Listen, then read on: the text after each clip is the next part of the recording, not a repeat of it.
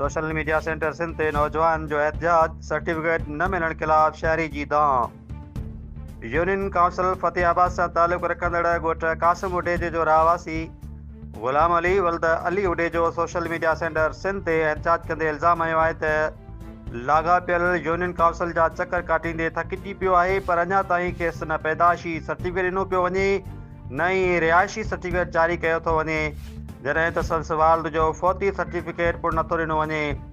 ग़ुलाम अली उडेजे ॿुधायो त हू हिकु ग़रीब मिसकीन शहरी आहे। सर्टिफिकेटनि जे लाइ न मिलण सबबि क़ौमी सुञाणप कार्ड CNIC ठाराए नथो सघे, जंहिं करे हू शहर खां परे मज़दूरी या रोज़गार हासिल करण खां महरूम आहे। हुन चयो त बार बार दरख़्वास्तुनि बावजूदि लाॻापियल अमलो मसइले खे संजीदगी सां नथो वठे। एहतजाज कंदड़ यूनियन काउंसिल फतेहाबाद जे चेयरमैन डिस्ट्रिक्ट इंतज़ामिया ऐं ॿियनि वसवारनि अदारनि खां अपील कई आहे इंसानी हमदर्दी जी बुनियाद ते खेसि घुर्बल सर्टिफिकेट जारी कया वञनि जीअं हू पंहिंजो सुञाणप कार्ड ठाराए बाइज़त रोज़गार हासिल करे सघे।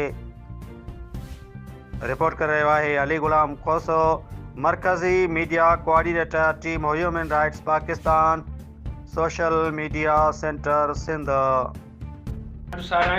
ऐं इदारनि खे UC चेयरमैननि खे अर्ज़ु थो करियां मूंसां। तुंहिंजो नालो छा आहे? तुंहिंजे पीउ जो नालो छा आहे? अदा मुंहिंजे पीउ जो नालो अली मोहम्मद आहे, अली उडेजो। तुंहिंजो नालो छा आहे? मुंहिंजो ग़ुलाम अली उडेजो नालो। हाणे उहो कार्ड तव्हां यूनियन काउंसिल कहिड़ी आहे? असांजी UC काउंसिल फतेहाबाद आहे। फतेहाबाद तालुको गोलारची में? तालुको गोलारची में। ठीकु आहे।